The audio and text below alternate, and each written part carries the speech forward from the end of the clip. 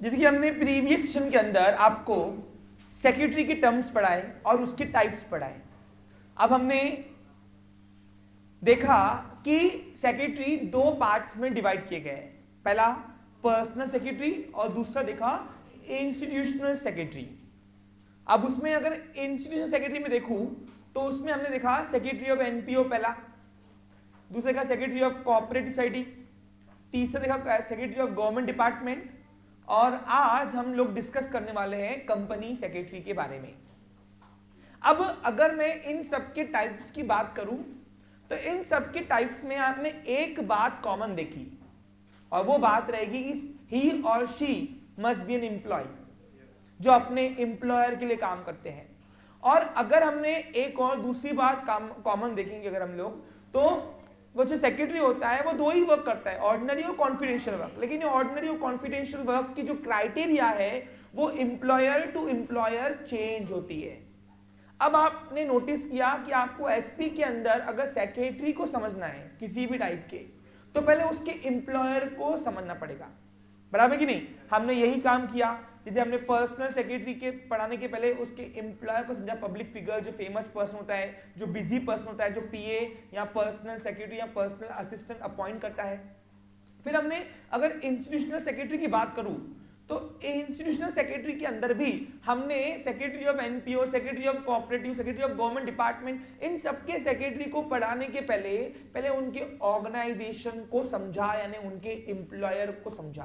क्योंकि मेरा ऐसा मानना है कि जब तक आप उसके ऑर्गेनाइजेशन को नहीं समझोगे तो वो एम्प्लॉय ऑर्डिनरी और कॉन्फिडेंशियल वर्क उस ऑर्गेनाइजेशन जो करेगा आप उसको वो क्राइटेरिया में फिक्स नहीं कर पाओगे। और आपने नोटिस किया ऑर्गेनाइजेशन अलग अलग है तो उनके सेक्रेटरी के ऑर्डिनरी वर्क्स और कॉन्फिडेंशियल वर्क्स भी अलग अलग हो गए, यानी फंक्शंस भी अलग अलग हो गए।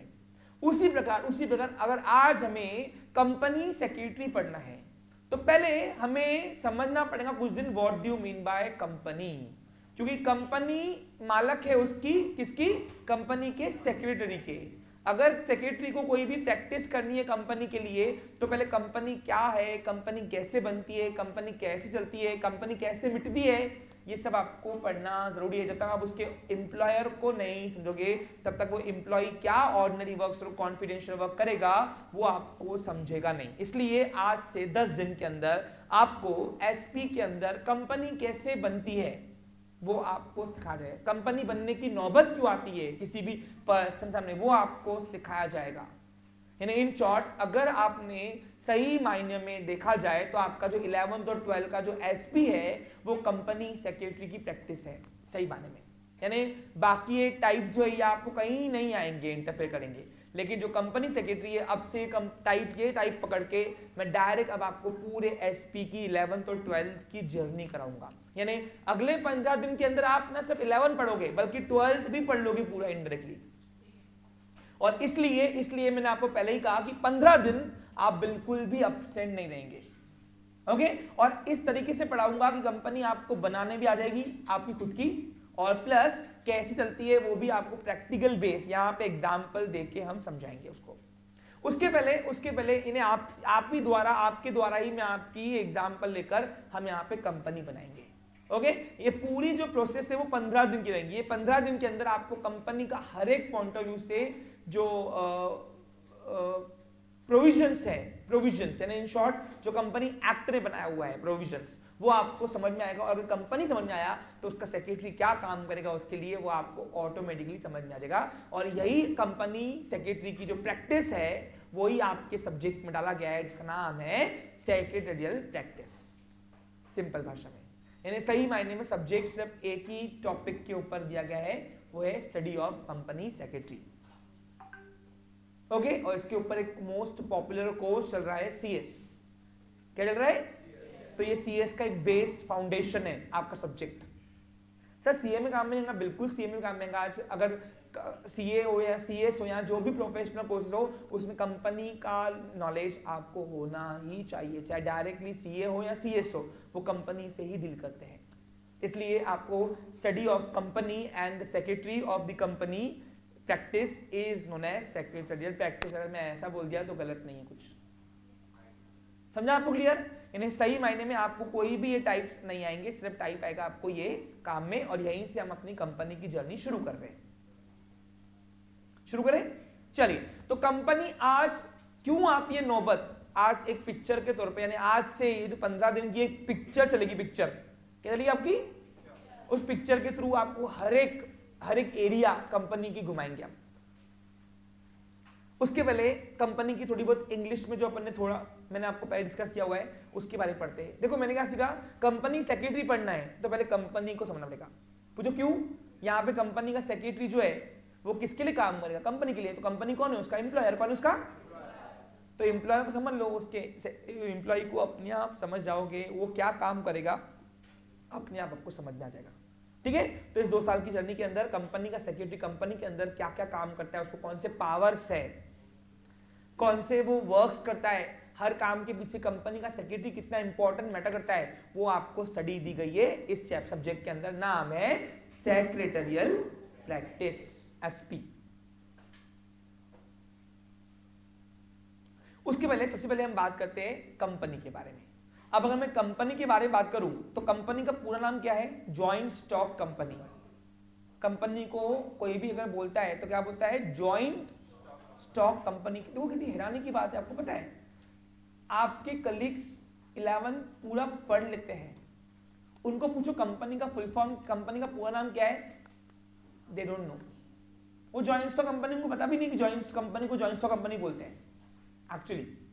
अब देखो कोई भी नाम के पीछे ही, टाइटल के पीछे ही उसका रहस्य छुपा होता है, बराबर कि नहीं? वैसे ही अगर मैं इस दुकान की बात करूं, कंपनी की बात करूं, तो कंपनी का पूरा नाम है जॉइंट स्टॉक कंपनी। ये जॉइंट स्टॉक है ना, ये जॉइंट स्टॉक, ये मोस्ट इंपॉर्टेंट टर्म है। दो वर्ड, ये आगे इसके बारे में बहुत ज्यादा जिक्र आएगा। जॉइंट यानी क्या होता है? मिलके। स्टॉक यानी क्या होता है बताऊंगा आगे। अब कंपनी क्या है तो पहले हम कंपनी के बारे में बात करते हैं। ओके, तो अगर मैं कंपनी की पहली अगर मैं इंडिकेशन दूं, कंपनी की अगर मैं पहली इंडिकेशन दूं, ओके, तो कंपनी हमने देखा company is an artificial person created by law. वैसे मैंने जिक्र किया है पीछे कंपनी के बारे में, राइट, लेकिन बहुत ऊपरी किया है, और आज भी ऊपरी भी करूंगा। समझने में इसको 15 दिन लगेंगे। इस 15 दिन के अंदर आप पूरा 11 और 12 की पूरी जर्नी समझ लोगे सिर्फ। लैंग्वेज बाद में। देखो अभी मैं फिलहाल कुछ दिन सिर्फ कंसेप्ट्स पे फोकस कर रहा हूं, क्योंकि मेरा ऐसा मानना है कि देखो एक बात हमेशा याद रखना, मेरी बात आज भी और लास्ट डे पर भी, पेपर में जितना भी आप पढ़ोगे एज पर माई एक्सपीरियंस, जितना भी आप पढ़ के जाओगे नोट से, अपनी लैंग्वेज से, आपको कुछ भी याद नहीं आएगा। वहां पे आप वहां पे लिखोगे अपने मन से ही पूरा पेपर,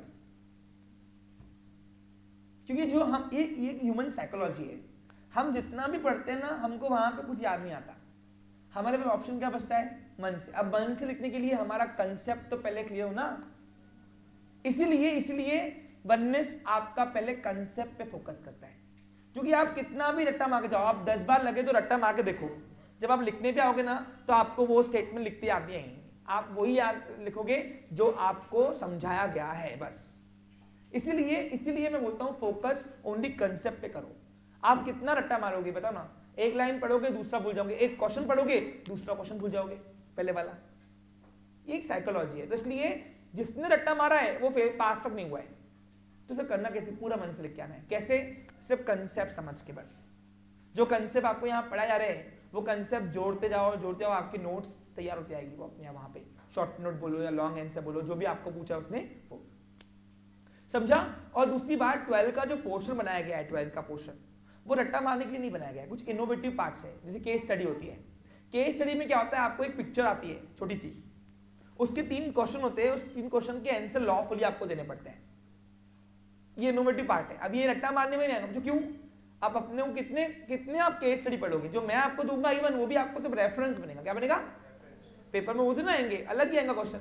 मैं दूंगा कि संपूर्ण ने ऐसा किया, वहां लिख के आएगा अलग नाम कुछ, तो रट्टा मारोगे तो क्या करोगे? वहां क्वेश्चन ही घुमा के आएगा। अरे आ रहा कुछ समझ में? तो इसलिए पेपर में जो 12 का पोर्शन बनाया है ना कस्टमाइज, वो कुछ इनोवेटिव पार्ट से बनाया गया है। इसलिए मैं सिर्फ फोकस करता हूं आपके कंसेप्ट पे।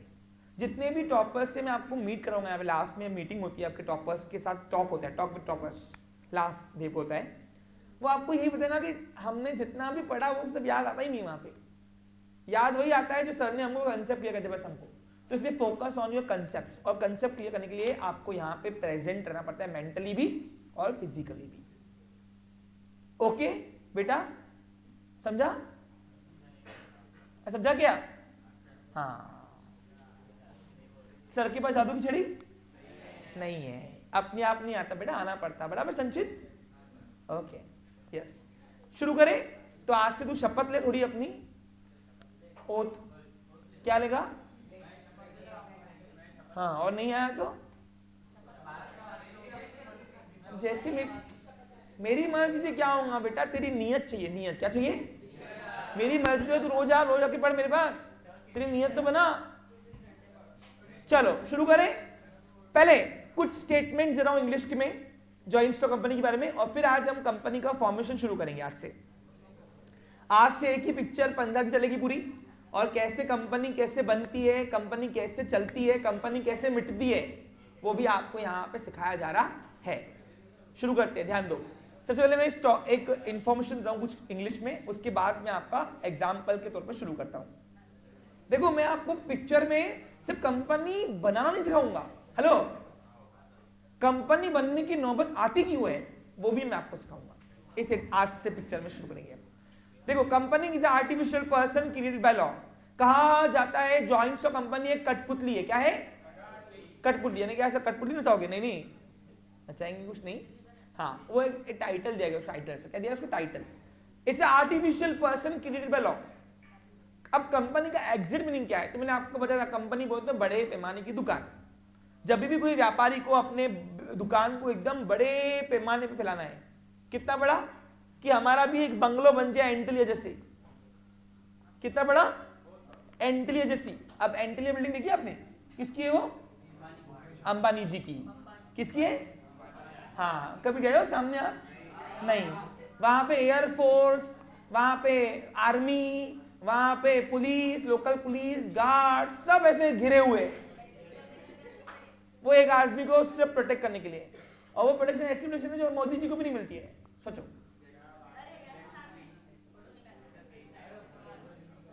एंटिलिया की बिल्डिंग का फोटो खींचने आपको नहीं देंगे। इतनी बड़ी दुकान, इतने बड़े घर में एक इंसान नहीं, 4 इंसान रहते, 4 लोग बस, 4 या 5 लोग बस। अब इतना बड़ा घर बनाना है तो धंधे को उतने बड़े पैमाने पे फैलाना पड़ेगा ना। और फैलाना है धंधे को, अपनी दुकान को, तो अपने को क्या दुकान को तब्दील करनी पड़ेगी, अपनी दुकान को कंपनी में तब्दील करनी पड़ेगी। तो इसलिए कंपनी को मैं गावरानी भाषा में बोलूं तो बड़े पैमाने की दुकान। अब सर, ये बड़े पैमाने की दुकान बनने की नौबत कब आती है? तो आज वो पिक्चर के तौर पर देखेंगे। तो कंपनी का मैं एग्जैक्ट डेफिनेशन देखूं तो क्या है बताओ? एनी बिजनेस ऑर्गेनाइजेशन, मैंने पढ़ाया है ना पहले भी, लिख रहे क्या हो तुम लोग? पीछे पढ़ाया नहीं सब? Any business organisation registered under the Indian companies act 2013 और any previous law, it means 1956 act, that business organization is known as joint stock company। पढ़ाया कि नहीं मैंने? इसका मतलब क्या है? कोई भी दुकान, कोई भी, तुम्हारी एक नॉर्मल दुकान है, जैसे एग्जांपल को संचित, तेरी दुकान का नाम क्या है बोल? हर्ष मार्केटिंग। वेरी गुड, बिल्कुल बराबर है। अब हर्ष मार्केटिंग नाम से एक संचित की लोकल दुकान चल रही है, बराबर कि नहीं? लोकल मार्केट में, यानी अपने अकोला के मार्केट की बात करता हूँ, लोकल पे तो अकोला, कुछ अलग माइंड में करना। तो अकोला की मार्केट के अंदर हर्ष मार्केटिंग एक दुकान चल रही है। अब संचित आता है, बोलता है सर मेरे को अपनी दुकान को कंपनी बनाना है, तो क्या मेरी दुकान कंपनी बन सकती है? बिल्कुल। कंपनी को अलग से सिंक थोड़ा होते, मैंने आपको बताया है पहले भी, है ना? तो क्या करना पड़ेगा? हर्ष को एक गवर्नमेंट ऑफिसर के पास जाना पड़ेगा, उसका नाम है रजिस्ट्रार। क्या रहेगा? और वहां जैसे ही जाता है, कुछ लीगल फॉर्मेलिटीज है। क्या है बेटा? वो लीगल फॉर्मेलिटीज करने के बाद जैसे ही वो फुलफिल हो गई, वो कौन सी है सिखाओगे? बिल्कुल, हम इसी के लिए आपसे फीस लिए ना। अरे मैंने फीस क्या के लिए लिया आपको? ये सिखाने के लिए लिया ना कि कंपनी कैसे बनती है। ये एसपी का 15 दिन होने के बाद आप खुद एलिजिबल रहोगे कि खुद की दुकान को आप कंपनी में तब्दील कर सकते हो। इस तरीके से आपको प्रैक्टिकल नॉलेज यहां पे दिया जाएगा। मैंने क्या बोला, 11th और 12th ये अलग है ही नहीं, ये दोनों एक ही है। क्या है? जिसने 11 समझ लिया 12 उसको फ्री में आ गया। हाँ, मैं कोई अलग से नहीं कराऊंगा उसको। नहीं तो आप पूछो 11 में सर ने 4-6 महीने दिए एसपी को और 12th 2 महीने में खत्म कर दिया सर हमारा, क्योंकि था ही नहीं कुछ पढ़ाने लायक वहां पे। वहां था ही क्या, मेरे पास कुछ नहीं था, क्योंकि मैं 11 में सब कुछ पढ़ा देता हूँ। समझा क्या मेरी बात को? और उनको अगर आप आपके सीनियर से पूछोगे ना, आप अभी आपके बाद में आएंगे, वो सबसे फेवरेट सब्जेक्ट उनको एसपी लगता है। आप अभी जाओगे ना, आप 50 रिव्यू लोगे ना, 50 से 40 तो बोलेंगे एसपी, चलोगे एसपी। समझा क्या?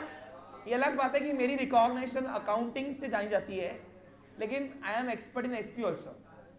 ओके, और मेरा फेवरेट खुद का सब्जेक्ट एसपी है। पूछो क्यों?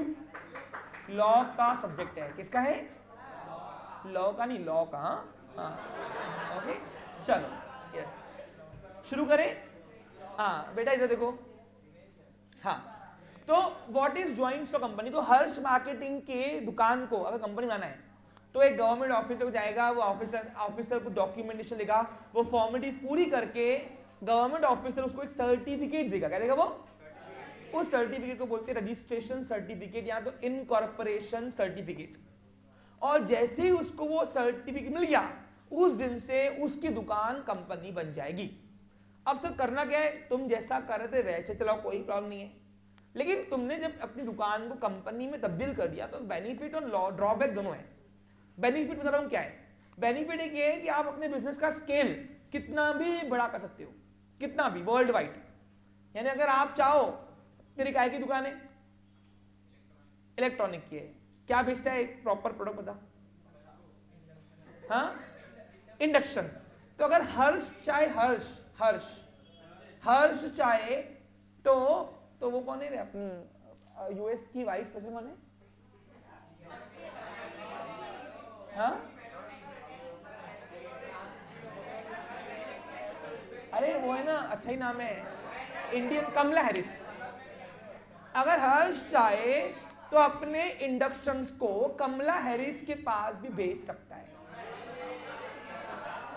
सोचो, यानी हर्ष अगर कंपनी, अपनी दुकान को कंपनी में तब्दील कर दे तो हर्ष की अगर नियत बन गई तो उसका प्रोडक्ट कमला हैरिस तक भी खरीद सकते हैं। सोचो, और ये सिर्फ कब पॉसिबल है? जब आप अपनी दुकान को कंपनी में तब्दील करोगे। यानी इन शॉर्ट, दुनिया के कोई भी कोने का कोई भी पर्सन आपका प्रोडक्ट खरीद सकता है। इतना बड़े पैमाने पे आप अपनी दुकान को तब्दील कर सकते हो। कब? जब आपकी दुकान को हमने एक्ट के अंदर रजिस्टर। कौन सा एक्ट के अंदर? यहां तो इंडियन कंपनीज एक्ट 2013, यहां प्रीवियस लॉ। अब प्रीवियस लॉ कौन सा था? यस, सॉरी, यहां तो इंडियन कंपनीज एक्ट। अब सर ये दो लॉ बनाए क्यों गए, नौबत क्यों आई? अब इसके ऊपर मैं बात करता हूं। यस कर रहा हूं बेटा, वेट करो, इंसान हूं। हाँ बॉयज पीछे, मेरा सेशन खत्म होने के बाद मैं आपसे वाइवा लूंगा। ओके, हाँ। अब ये दो नौबत आई। देखो, हमेशा मैं आपको क्या बोलता हूं, एक्ट क्या काम करता है? एक्ट तुम्हें केवल बाउंड नहीं करता है, एक्ट तुम्हें अपनी बातें रखने का हक देता है। मैंने आपको बताया ना, कोई भी अगर एक्ट नहीं है तो उसकी दलीलें सुनी भी जाती नहीं है।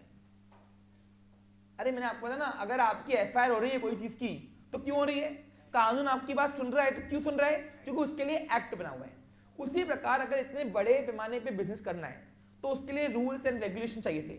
ना तो सब रूल्स एंड रेगुलेशन चाहिए थे, बल्कि उसकी बातों को सुनने के लिए कोई प्लेटफॉर्म चाहिए था। इसलिए गवर्नमेंट ने बिजनेस की लॉ के अंदर एक कंपनीज के लिए अलग से एक्ट बनाया, नाम है इंडियन कंपनी एक्ट। कौन सा? 1956, और फिर बनाया 2013।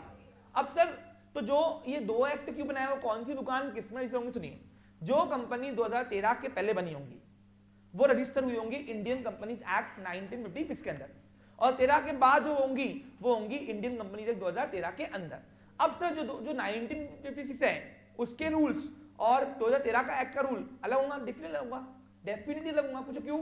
समय समय पर रूल्स में परिवर्तन आता है। क्यों? क्योंकि हमारा बिजनेस साइकिल वैसे ही नहीं चलता है जैसा ओल्ड है। टेक्नोलॉजी न्यू आती है तो नए नए मॉडर्न इक्विपमेंट्स यूज करके हमको अपने बिजनेस के तरीके भी चेंज करने पड़ते हैं, और वो तरीके अगर चेंज करने पड़ेंगे तो उनके रूल्स एंड रेगुलेशन भी अलग अलग करना पड़ेगा कि नहीं करना पड़ेगा। इसलिए समय समय पर अलग अलग एक्ट बनते हैं। अब सर ये 1956 और 2013 एक्ट बनाने का नौबत क्यों आया? अब मैं आपको बताऊं, सुनिए। कोई भी एक्ट कहां बनता है? पार्लियामेंट के अंदर। मैंने आपको एक्ट बनाना सिखाया हुआ है।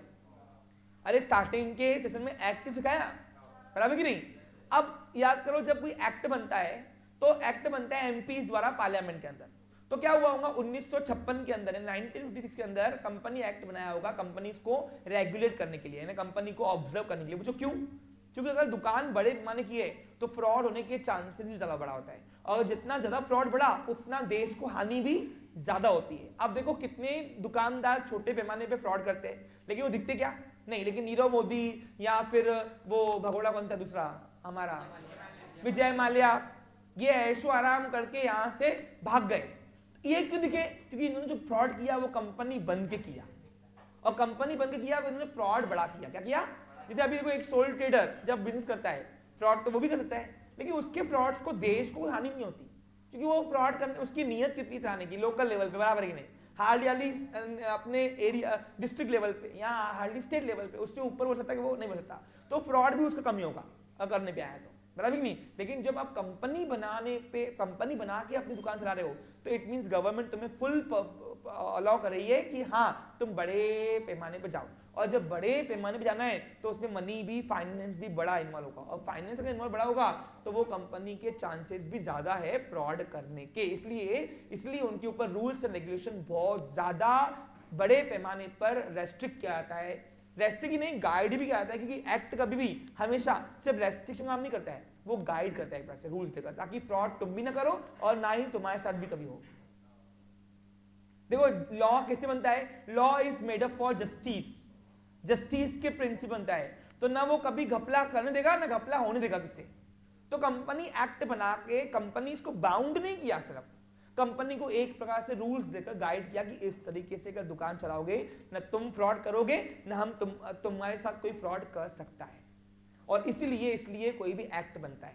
अब सर 1956 और 2013 का क्यों बना? सुनो, क्या होता है, हर साल समय के अनुसार एक्ट के अंदर चेंजेस होते हैं, उस चेंजेस को बोलते हैं अमेंडमेंट्स। क्या बोलते हैं उसको हम? रूल्स के अंदर चेंजेस होते हैं। अब वो रूल बुक बनते चेंजेस करते पूरी भर गई होंगी, फिर पार्लियामेंट में एमपी ने क्या बोला, अरे ये एक बुक है भाई, रोज हम इसके अंदर चेंजेस कर रहे, आखिर एक काम कर, चलो एक काम करते नई बुक बना के नया ही सब कुछ कर देते ना। तो फिर क्या हुआ, सब कुछ नया बनाकर अब नया रूल लाकर रूल बुक बना के पार्लियामेंट पास किया, और वो बिल को पास करने के बाद एक नया एक्ट बना 2013 एक्ट, कंपनीज एक्ट 2013। यानी क्या सीखा कि नए एक्ट बनाने की नौबत क्यों आती है? जब भी बहुत ज्यादा ड्रास्टिक परिवर्तन हो जाता है चलाने में, यानी जो 19, अब तुम ही बताओ 1956 की टेक्नोलॉजी और 2013 की टेक्नोलॉजी में बहुत फर्क ही नहीं। अरे 1956 में इंटरनेट को देखने के लिए भी लोग तरस जाते थे। आप देखो 1956 की बात करूं तो 1 GB डेटा आपको हजारों रुपए मिलते थे, हजारों रुपए में खर्च करना था 1 GB डेटा के लिए। और आज क्या हुआ है, आज बच्चा पैदा नहीं होता, मम्मी लाओ तो बस लेके शाम तक के 3 GB वो बच्चे ने उड़ा दिया, क्या देखकर? नॉडी। उसके बाद क्या देखता वो कौन सा है, चिन। हाँ, तो ऑफ कोर्स अब देखो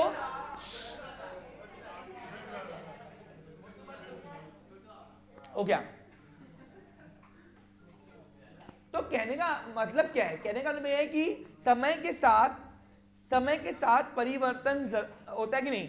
तो उसी प्रकार अब बताओ, अगर जो हिसाब से 1956 में जो दुकानें कंपनी बनकर चल रही थी, क्या वही ट्रेंड से वही तरीके से 2013 में चलेंगी? क्या नहीं। तो इसलिए समय के साथ क्या हुआ, टेक्नोलॉजी इन्वॉल्व हुआ, बिजनेस करने के तरीके चेंज किए, तो रूल्स एंड रेगुलेशन भी चेंज करने पड़े। इसलिए लॉ के अंदर अमेंडमेंट पास होते होते होते होते आखिर सांसदों ने बोला कि यार अब ये बुक तो बहुत भर गई है, कितना अल्टर करेंगे, कितना अल्टर करेंगे, एक काम करो, अल्टर करने से क्या बोलते हैं, any alteration law is known as amendment. क्या बोलोगे आपको, पढ़ाया हुआ है तुमको मैंने अमेंडमेंट वर्ड।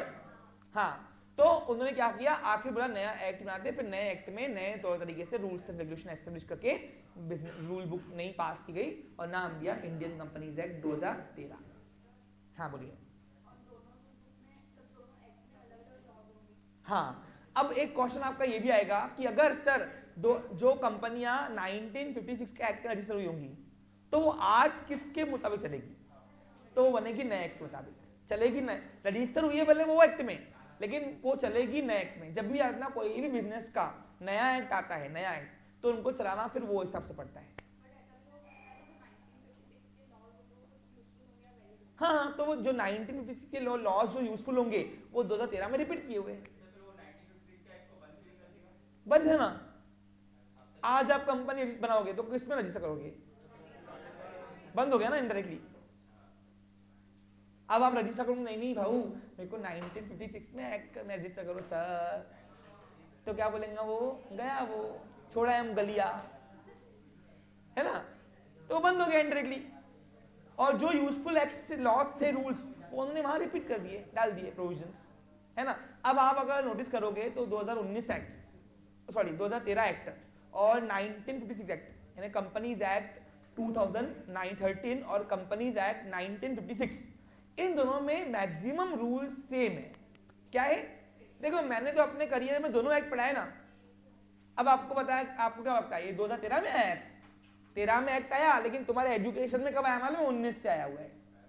कब आया, 19 से। तो सोचो हमारे एजुकेशन कितना ड्रॉबैक्टेड है। क्या ड्रॉबैक्टेड है कि 6 साल लग गए उसको नए एक्ट को लाने में एजुकेशन में। तो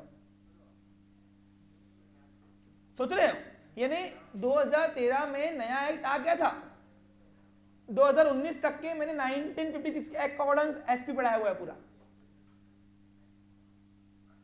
इसलिए तो हमारा देश पीछे है ना, हम लोग अपग्रेड नहीं होते, आउटडेटेड चल रहा। क्या चल रहा, अब तुम्हारे देख लो, तुम्हारा बुक एक बार बन गया 19 में, डबल उसको किया क्या, रिपब्लिश नहीं किया, वही चला रहे, बस चला रहे, क्या करेंगे, मजा नहीं है वो भाई। हर साल कुछ नया चैलेंज रहना चाहिए हमारे ऊपर, प्रेशर होना चाहिए, हाँ कुछ नया सिखाना तो सीखो भाई, वही एक बार सीख गए तुमको सिखाओ बस।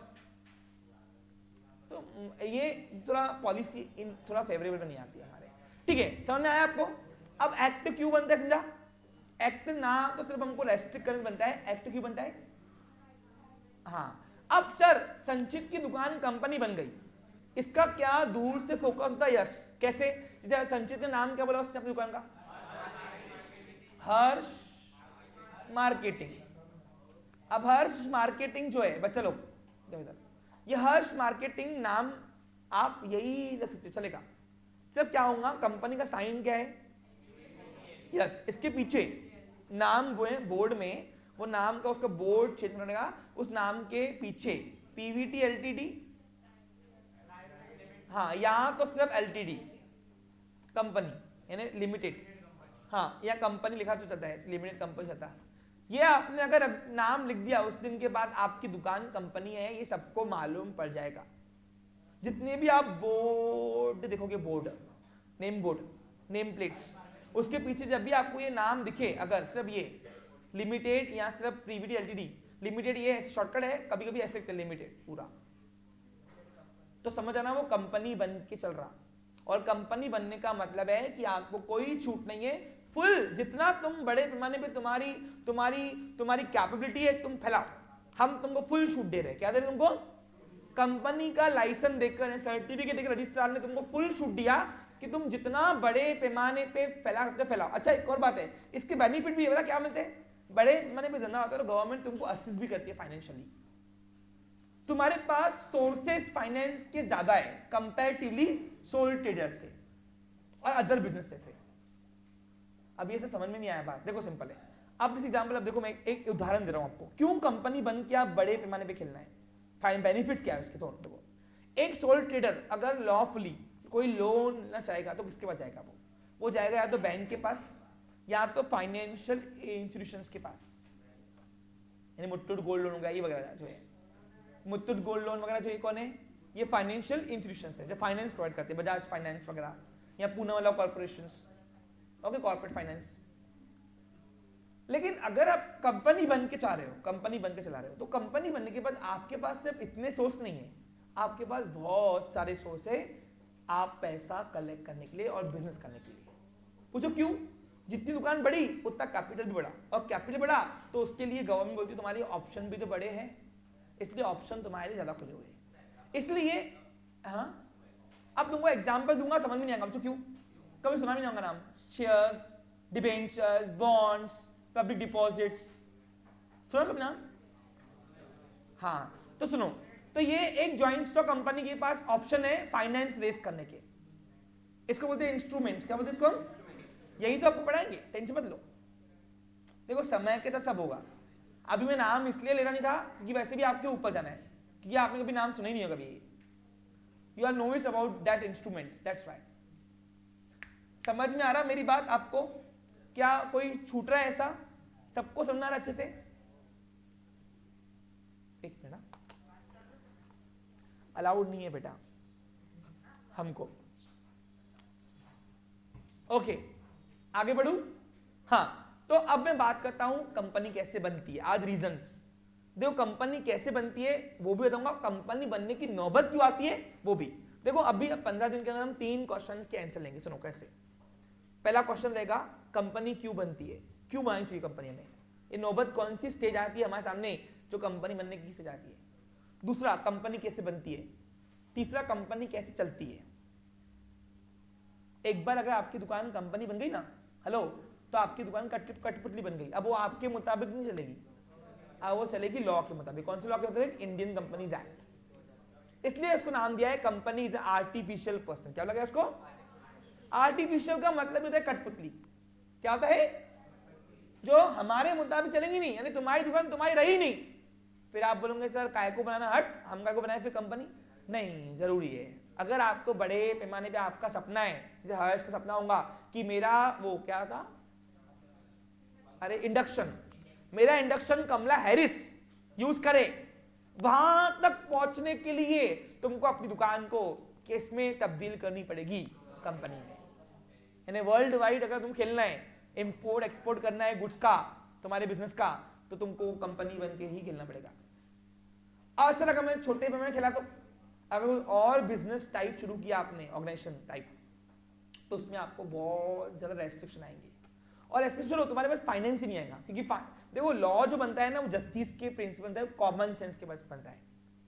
जो एक कंपनी बनने की नौबत इसलिए आती है, वन ऑफ द रीजन है कि अगर मैं लार्ज स्केल में खेलना चाहूंगा भी, तो वी रिक्वायर्ड फाइनेंस, क्योंकि जितना अगर बड़े में खेलना है तो उतना फाइनेंस लगता है ना। देखो आज एक छोटा मिडिल क्लास पर्सन जब एक छोटी सोल ट्रेडिंग कंसर्न में दुकान खोलता है, नहीं करके तो भी 15 लाख से 20 लाख रुपए का खर्चा आता है। लगता कि नहीं लगता है?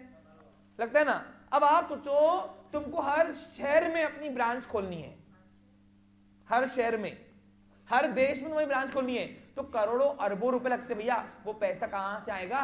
वो पैसे का सोर्सेज बढ़ाना पड़ेगा कि नहीं? तो इसलिए फाइनेंस रेज करने के लिए आपको कंपनी में तब्दील करना ही पड़ेगा।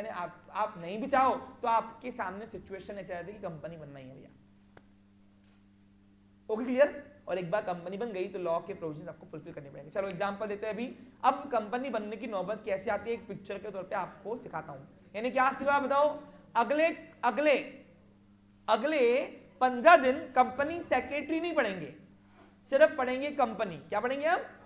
और एक बार कंपनी समझ में आ गया तो उसका सेक्रेटरी ऑर्डिनरी वर्क्स और कॉन्फिडेंशियल वर्क कौन कौन से करता है।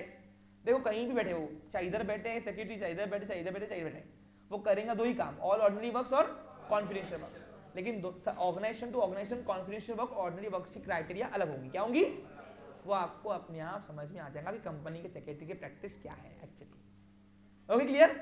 चलिए तो पिक्चर शुरुआत करते हैं। ये पिक्चर की शुरुआत है, आज हम शुरू कर रहे हैं, ये है 1950 से पिक्चर की शुरू है। 1956 में एक पर्सन था, नाम था चिमनलाल।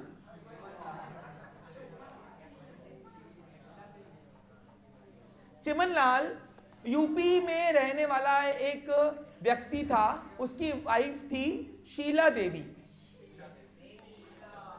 ये कब की बात है? हमारे भारत देश आजाद होने के 3 साल बाद की। हमारा भारत देश आजाद कब हुआ? 1940 1950 की बात कर रहा हूं। It's a request to you, please pay attention here.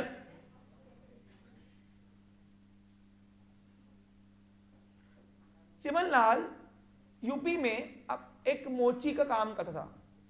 मोची जो जूते सिलता है, उसको जूते में बहुत इंटरेस्ट था और मोची का काम करते करते वो कस्टमाइज जूते भी बनाने लगा। लेकिन क्या हुआ, यूपी में उसकी कोई वैल्यू नहीं थी। उसने यूपी छोड़ के महाराष्ट्र अकोला के अंदर आया। कहाँ आया? महाराष्ट्र के अकोला सिटी के अंदर। और उसने अपने जैसे तैसे अपनी सेविंग से छोटी सी दुकान शुरू की। चिमनलाल की सरनेम थी भाटिया, तो इसलिए भाटिया फुटवेयर के नाम से उसने अपनी शुरू की। क्या ये भाटिया बहुत होते हैं, तो क्या सबके लिए क्या रोंगे में? कोई मेरे को यहाँ पे कंप्लेंट्स नहीं चाहिए और ना ही कोई किसी की राय लेगा ट्यूशन के बाद। या ऑफलाइन वाले बच्चों में से कोई भाटिया बैठा भी होगा तो वो वाले भाटिया की बात नहीं कर रहा हूँ, ये दूसरा भाटिया है। अब अक्षय कुमार भाटिया है, फिर अरे अक्षय कुमार की सरनेम क्या है? भाटिया, पता है तुमको? तो मालूम नहीं तुमको अक्षय कुमार की सरनेम भाटिया है? हाँ, बस तुम क्या फिर क्या ही तुम रखते हो नॉलेज। हाँ ओके, आगे। हाँ, चिमनलाल ने शीला देवी से शादी करके अपना घर बसाया अकोला के अंदर और अपनी एक छोटी सी दुकान शुरू की। ओके, अब दुकान शहर में कस्टमाइज जूते 1950 में वो अपने हाथ से बनाता था, हाथ से। तब मशीनरी इतनी नहीं थी। हो गया यहाँ पे क्लियर? अब चिमनलाल को क्या हुआ? चिमनलाल को 3 बच्चे हुए, राम, श्याम और शांति। ओके,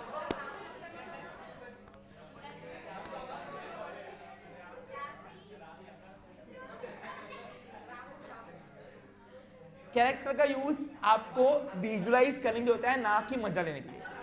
सो प्लीज एंजॉय मत करो, यहां ध्यान दो। Yes Prachi, any issue?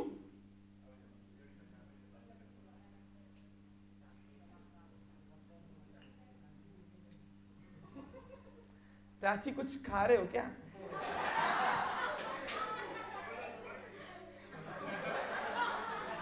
नहीं, वो ब्रेकफास्ट कर रही होंगी शायद से। हाँ, वैसे भी साल की क्लास तो एंटरटेनमेंट होती है ना, मनोरंजन का मनोरंजन भी। चलो बेटा बंद करना। अरे वहां से रिक्वेस्ट, प्राची बंद तो किया। हेलो प्राची बेटा, आप वहां से बंद करेंगे रिक्वेस्ट तो मैं यहां से कर पाऊंगा।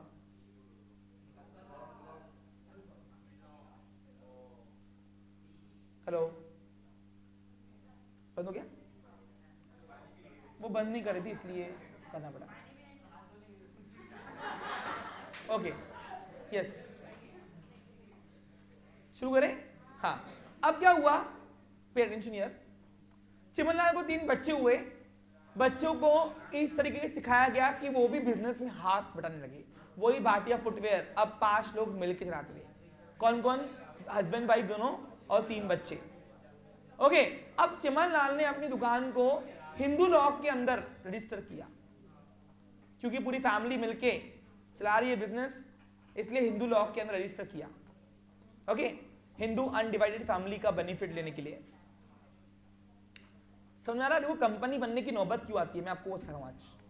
हुआ क्या, समय बढ़ते गया। अब इनके बच्चे हुए, राम के बच्चे हुए 2, शाम के भी हुए, और शांति चले गई शादी करके, ब्याह करके अपने घर। ओके, ए बी इनका नाम, ए बी इनका नाम। ओके, अब बच्चों के बच्चे सब मिलकर दुकान चला रहे और सब एक ही कॉमन दुकान चला रहे, इसलिए इसलिए हिंदू लॉ के अंदर रजिस्टर हुए। अब इसके बाद क्या हुआ, आज की प्रेजेंट जनरेशन में ये 5 लोग अपने भाटिया फैमिली से रहे हुए।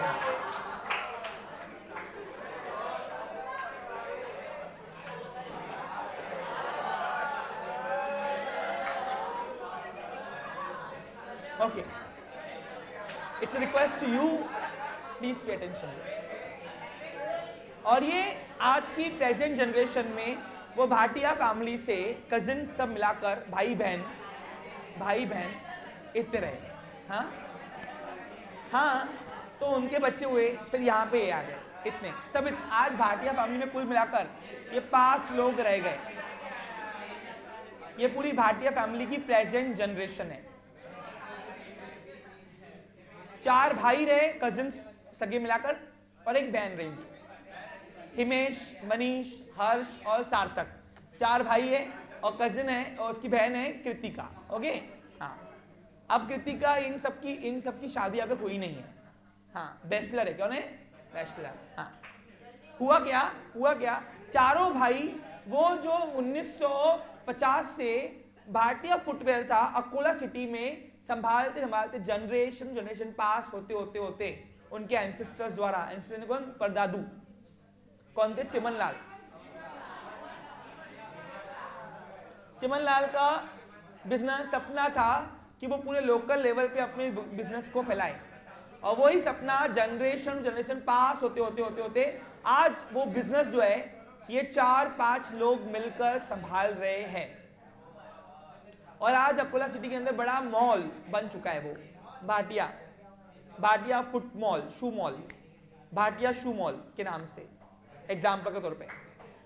आज अकोला में उस भाटिया शो मॉल की काफी रिस्पेक्ट है, क्योंकि बहुत पुराना दुकान है और जितना दुकान पुराना होता है उतनी वो गुडविल अर्न कर लेता है। आज अगर कोई ब्राइड को अपना सैंडल लेना है शादी का, ग्रूम को अपना जूता लेना है, इवन वो शेरवानी के नीचे क्या बनते हैं जो भी है, जूती लेना है, तो भाटिया शू मॉल अकोला में एक ही नाम, भाटिया शू मॉल। इस तरीके से दुकान चलती आ रही है। ए प्लीज आवाज नहीं, बंद कर दूंगा मैं कैरेक्टर, नहीं तो इस तरीके से चल रही है। चारों भाई जनरेशन से पीढ़ी से पीढ़ी अपना बिजनेस संभालते आ रहे थे। 2023 आज है और 23 के अंदर ये 5 लोग भी आपस में मिल बांट के रह रहे हैं। लेकिन क्या हुआ है, एक गलत लड़की बना घर। अब हुआ क्या, घर में सबसे बड़ा मुखिया जो था वो था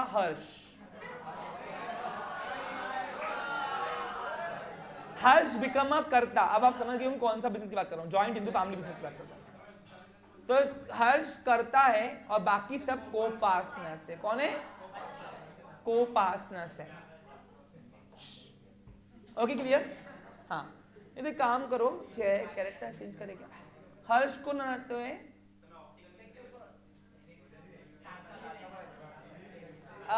हिमेश करते हैं। हिमेश बिकम अ को पार्टनर, सॉरी को, जान दो हर्ष को रखते हैं। ठीक है चलो कोई बात नहीं।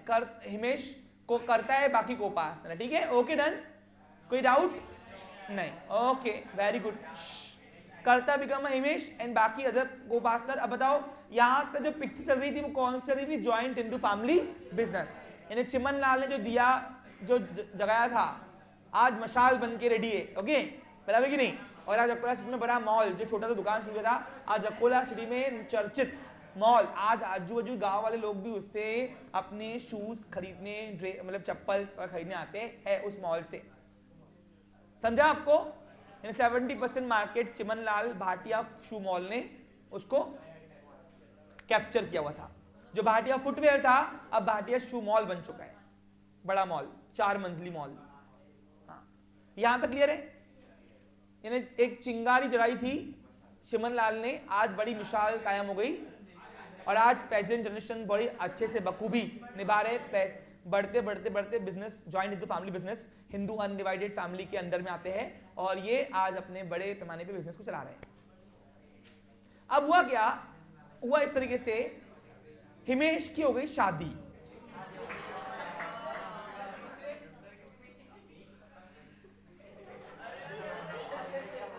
ओके, अज्यूम करो ये हिमेश जी का है, हिमेश जी का।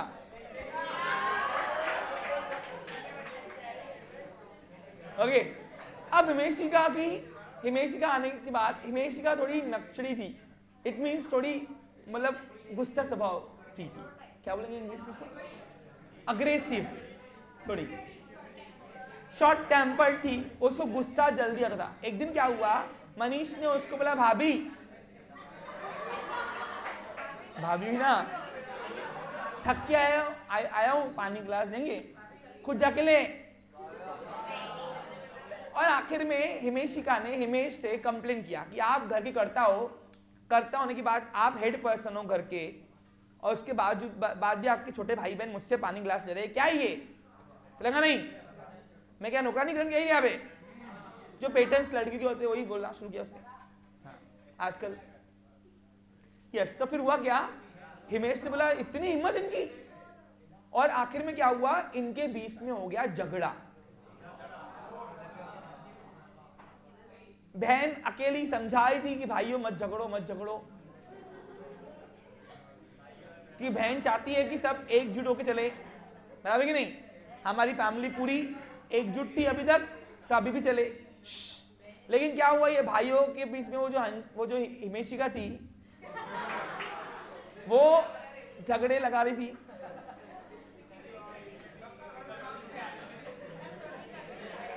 देखो मैं आपसे बताऊं, एक ही लड़की घर बनाती है और एक ही लड़की घर के 4 घर करती है।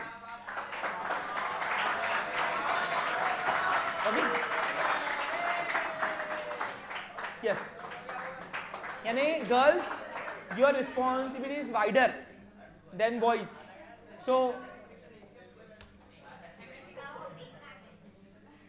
नहीं, वो बाल है उसके बाल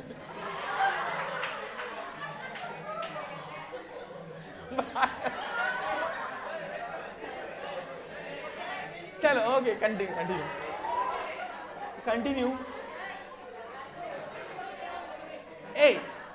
आखिर इन भाइयों में झगड़ा हुआ, और झगड़ा होने के बाद क्या हुआ, बोला गया कृतिका की शादी करा दिया कार्तिक से। कृतिका बहुत अच्छे घर में गई, ओके, और उसकी शादी होने के बाद अब ये 4 भाई रहे, इसका जो भी बनता था हिस्सा इसको स्त्रीधन के तौर पे दे दिया बिजनेस का।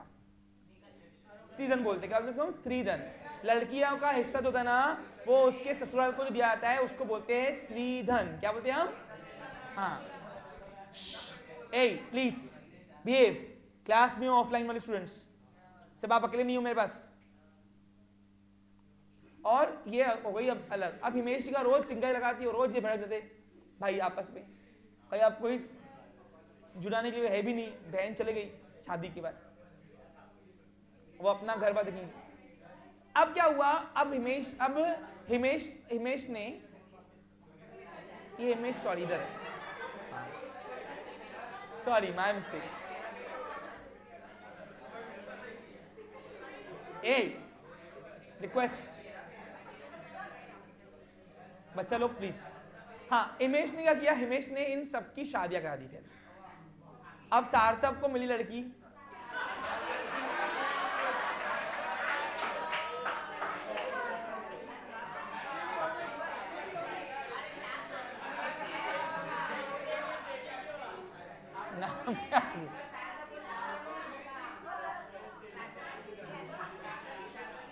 लड़की का नाम था गुलाबो।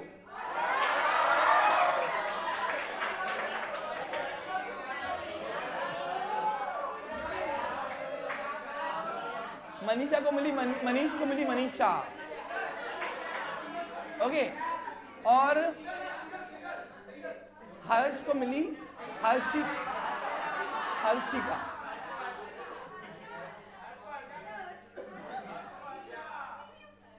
ठीक है, हर्षा, चलो हर्षा, ओके क्लियर, डन। अब ये लोगों ने, अब हिमेश ने आखिर बोला, अब इनकी लेडीज की आपस में बिल्कुल बन रही नहीं थी, लेडीज की बिल्कुल आपस में जम रही थी। आखिर हिमेश ने एक मीटिंग बुलाई और बोला देखो भाइयों, हम तो जुड़े हुए हैं लेकिन हमारी वाइफ है, हम जुड़ रही नहीं है, और रोज आ रहे भिन भिन भिन चालू है, धंधे में मन लग रहा नहीं है, कल घर में कलेश रहा तो बिजनेस में तो बिल्कुल आपको तो मालूम है डिस्ट्रैक्ट। तो एक काम करते, सही अच्छा अनुभव क्या है, सब हो जाते अलग। क्या होते हैं? अलग। सबको मैं अपना तुम्हारा हिस्सा देता हूं, मैं किसी नारायण साहब ने कहूंगा घर का मुखिया मैं हूं, करता हूं, तो मेरा काम बनता है सबको अपना अपना हिस्सा देना, क्योंकि अब फैमिली मेरे भरोसे है पूरी, बड़ा मैं हूं, तो उसके भरोसे पूरा दुकान का बंटवारा करते हैं। और ये जो इतनी बड़ी पुरानी दुकान चली आई थी 1950 से, कौन सी? भाटिया फुटवेयर के नाम से शू मॉल बन चुकी थी, अब उसको बेचने के लिए निकाल दिया गया, और बेचने के बाद उसके पैसे जो आए वो पैसों से अलग अलग सबको हिस्सा दे दिया गया। और हिस्सा देने के बाद, ए please it's request to you Harsh, it's only character, हाँ आपको जो खोलना है आप खोलिए, बोले कोई इशू नहीं है। और ये सब आपस में अलग अलग हो गए, क्लियर। और अलग अलग होने के बाद सबको अपना हिस्सा मिला, सबने अपनी अपनी फील्ड चुनी, किसने कपड़े की फील्ड चुनी, यानी जो सदियों सालों से जो चला था उसकी दुकान, इतना पुराना दुकान 1950 से लेकर अभी तक के जो एक समेटा आया हुआ बिजनेस था, एक जॉइंट में चला हुआ बिजनेस था, आज वो टूटने जा रहा था, और सब लोग अपने अपने फील्ड में पैसा लेके चले गए। सार्थक ने एक बड़ा कपड़े का दुकान खोला उसके हिस्से का पैसों का, मनीष ने अपने कांच का फैक्ट्री खोला, है ना। उसके बाद हिमेश ने भी क्या खोला?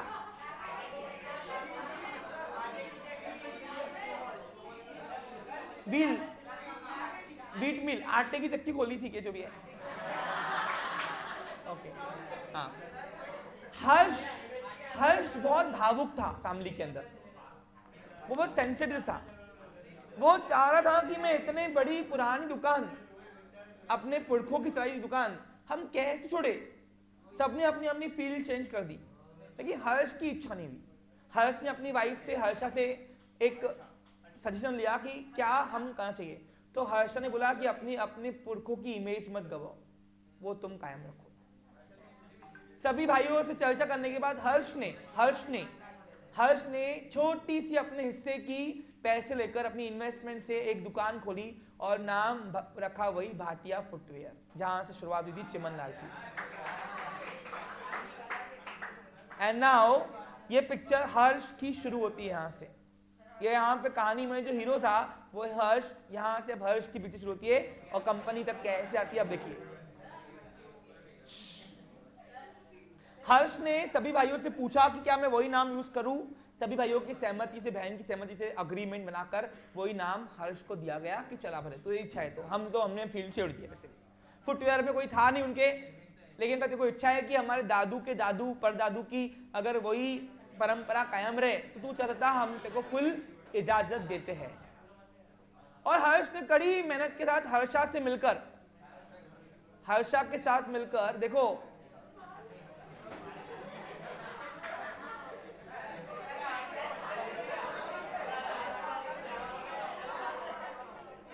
हर्षा के साथ मिलकर एक मिनट अपनी दुकान फिर से छोटे से शुरू की, और ये दुकान जो वेरिएशन में आया वो आया सोल ट्रेडिंग कंसर्न में। कहा आया? जॉइंट हिंदू फैमिली बिजनेस अब बन चुका था सोल ट्रेडिंग कंसर्न। हो गया टाइप चेंज। क्या हो गया? ऐसे टाइप चेंज करते करते करते पिक्चर के तौर पे ही हम कंपनी में आएंगे। ओके, समझ में आ रहा है आपको? क्लियर? अब क्या हुआ, एक मिनट अभी की पिक्चर शुरू करने के लिए 1 मिनट में पॉज दूंगा। हर्ष हर दिन रोज मेहनत करता और अपनी जो परदादू की जो कायम थी परंपरा उसको आगे बढ़ाता। रोज सुबह 8 बजे उठता, रात को 10 तक काम करता, और करते करते करते क्या हुआ, हर्ष का बिजनेस बहुत बढ़ने लगा। अब बिजनेस की डिमांड ऐसी हुई कि लोग गांव से उसके पास आ रहे और बोलते कि यार तेरी जूते में जलवा है, जलवा ने क्या, तेरा जूता फटता ही नहीं जल्दी। तो बोला हाँ, हमारे परदादू ने हमको सिखाया था, वो हम आपको बना के दे रहे हैं। अभी खुद की मैन्युफैक्चरिंग करने लगा। अब क्या हुआ, जरूरत थी दुकान की ब्रांचेस खोलने की, आउटलेट खोलने की, भाटिया फुटवेयर के नाम से, लेकिन फंड्स कम थे। क्या थे, फंड्स की कमी थी। और हर्ष का एक बेस्ट फ्रेंड था, हाँ बोलिए, एक मिनट। अब क्या हुआ, एक दिन हर्ष अपने बहुत डिस्टर्ब में था, क्योंकि उसको ना बाहर से एक्सपोजर बहुत आ रहा था। इन्हें बाहर वाले बोलते कि आप हमारे यहाँ पे भी आउटलेट खोलिए, बहुत अच्छा है वगैरह वगैरह। तो यहीं पे हर्ष अब अकोला में रहता है, लेकिन उसकी इच्छा थी कि यार मैं दादाजी के बिजनेस को बढ़ाऊं। बढ़ाने के लिए फाइनेंस कमी थी। अब एक दिन क्या हुआ, वो उसका एक फ्रेंड आया, फ्रेंड रहता है मूर्तिजापुर में, और है नील। दोनों डिनर कर रहे थे, और इत्तेफाक से क्या था पता है, नील की भी दुकान जो है वो फुटवेयर के मार्जिन पे ही चलती है, यानी फुटवेयर बेस पे, फुटवेयर कोऑर्डिनेशन में आता है, यानी फुटवेयर सॉक्स है ना, उसका बिजनेस है ये, सॉक्स का, यानी फुटवेयर के रिलेटेड है। आ रहा है समझ में आपको? अब हुआ इस तरीके से, एक दिन हर्ष ने दाढ़ी बड़ी कर दी टेंशन में, बाल भी बड़े हो गए थे उसके। हाँ, अब हुआ इस तरीके से, हर्ष ने अपने फ्रेंड नील आया मिलने और बोला यार तू टेंशन दिख रहा, डिनर करते साथ में, और डिनर करते करते करते आखिर हर्ष ने बोल दिया यार बिजनेस बढ़ाना है, फंड्स कम है। बिजनेस बढ़ाना है, फंड्स कम है। क्या कम है? फंड्स कम है। तो नील ने बोल दिया यार मेरे को भी बिजनेस बढ़ाना है, लेकिन फंड्स कम है। अब क्या हुआ सुन लीजिए, ध्यान दो। दोनों कौन है? Best friend. कौन है दोनों? जिगरी यार, लंगोटिया यार, यानी साथ में। हाँ, लंगोटिया किसको बोलते? बचपन के दोस्त। हाँ, सिंपल वर्जन। हाँ,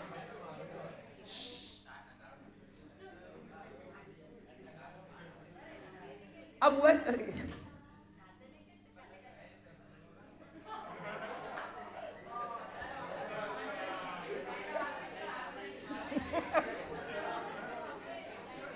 तुम्हारा दिमाग कहाँ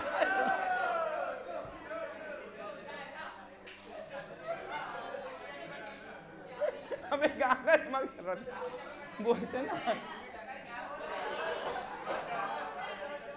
बोलते ना आते नहीं, गाली गाली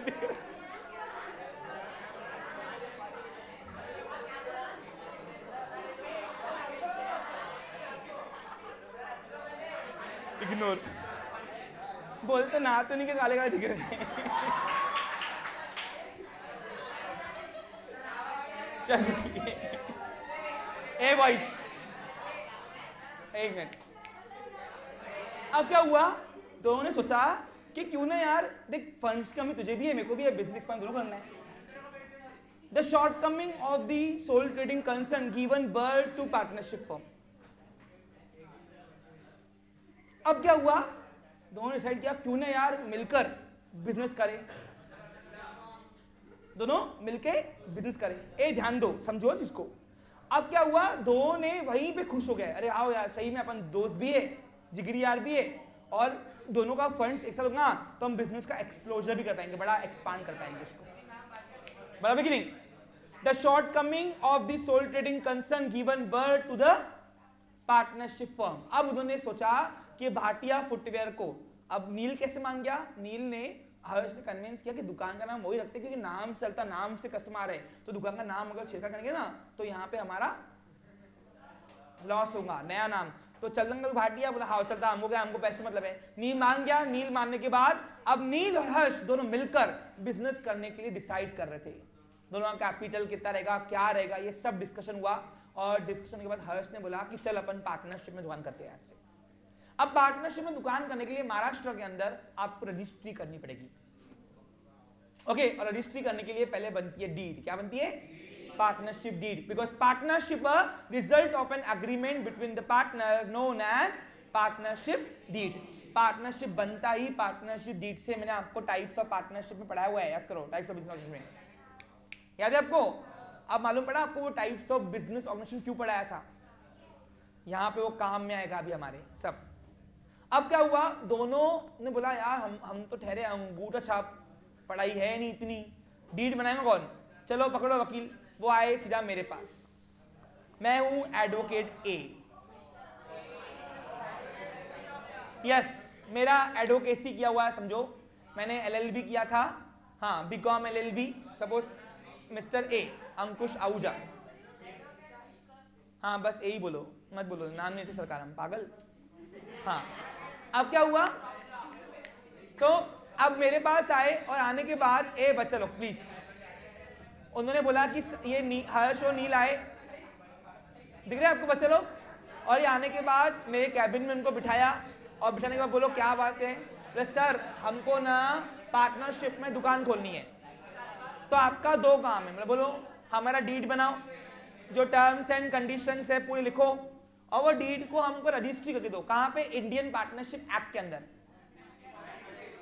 1932, याद है आपको कुछ, हाँ तो 19 और महाराष्ट्र के अंदर कंपलसरी है रजिस्ट्री, याद करो, महाराष्ट्र के बाहर होता तो ऑप्शनल होता था, ऑप्शनल, लेकिन महाराष्ट्र के अंदर कंपलसरी रजिस्ट्री, मैंने आपको पढ़ाया हुआ है। तो ठीक है, पूछा गया, सबसे पहले डीड बनाने के पैसे, इंफॉर्मेशन में लिया कि टाइप्स ऑफ पार्टनर कौन सा, दोनों बोला एक्टिव एक्टिव, वाह बात है, ठीक है कोई बात नहीं। एक्टिव के बाद टाइप्स ऑफ पार्टनरशिप कौन सी, रजिस्टर पार्टनरशिप एट विल, जब तक चली रजिस्टर पार्टनरशिप एट विल।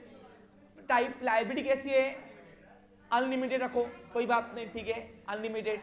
उसके बाद वर्किंग आवर्स क्या रहेगा, कैपिटल क्या रहेगा, तो दोनों की लागत थी, एक मिनट, दोनों की लागत थी 10-10 लाख रुपए, 10-10 लाख रुपए की लागत में दोनों ने अपनी दुकान स्टार्ट किया, 20 लाख की investment total capital. Working hours क्या रहेगा लिख लिया, उसमें सब इंफॉर्मेशन कलेक्ट करके मैंने उनको एक डीड बना के दिया, क्या किया, डीड, पार्टनरशिप डीड, अब ट्रस्ट डीड नहीं बोलते, पार्टनरशिप डीड बोलते, ओके क्लियर, अरे आ रहा क्या समझ में। अब ये पार्टनरशिप डीड जाके मैंने गवर्नमेंट ऑफिसर के पास गया और वो डीड को मैंने रजिस्ट्री किया, क्या किया, ये उसको बोलते रजिस्ट्रार, क्या बोलेंगे उसको। अब मैंने इनको लेके गया, लेके जाने के बाद मैं गया, एडवोकेट ए साथ में चला, ना सर ये पार्टनरशिप डीड है और ये लीगल डॉक्यूमेंटेशन सारे हैं, इनकी दुकान को रजिस्टर करो, भाटिया फुटवेयर के नाम से, ये लोग अपना बिजनेस को चलाना चाहते हैं पार्टनरशिप फर्म के अंदर, तो इसको रजिस्टर कर दो। और रजिस्ट्रार ने मेरा सब डॉक्यूमेंटेशन पढ़ के अच्छे समझ के उसने क्या करके दिया, उसने वो रजिस्ट्रेशन सर्टिफिकेट दिया, क्या दिया उसने, एक सर्टिफिकेट दिया जिसका नाम है रजिस्टर सर्टिफिकेट। और ये दुकान जो सोल ट्रेडिंग कंसर्न में थी अब बन गई पार्टनरशिप फर्म। अब 2 ब्रांचेस खोले गए, एक ब्रांच अकोला में चलाया गया भाटिया फुटवेयर के नाम से, और एक ब्रांच मुर्तजापुर में चलाया गया इफिशिएंटली। एक ब्रांच संभाल रहा है हर्ष, एक ब्रांच संभाल रहा है नील, और दोनों का जो बिजनेस होगा, बिजनेस पूरा कंप्यूट है, प्रॉफिट सब एक साथ होके फिर उनके हिस्से में बढ़ेगा। रेशो कितना है, 1:1 कितना रखा उन्होंने, ये सब डीड में पहले से ही तय हो जाता है। डीड यानी क्या है, a written agreement between the partners containing rules and regulation terms and condition known as partnership deed। समझा आपको क्लियर। और इस तरीके से दुकान ज्वाइंट हिंदू फैमिली से सोल ट्रेडिंग और सोल ट्रेडिंग कंसर्न से पार्टनरशिप में आ गई है। अब इसके आगे क्या होगा, इसके आगे हम कल देखने जाएंगे, कल इससे आगे की पिक्चर शुरू करेंगे। Okay, have a nice day, take care.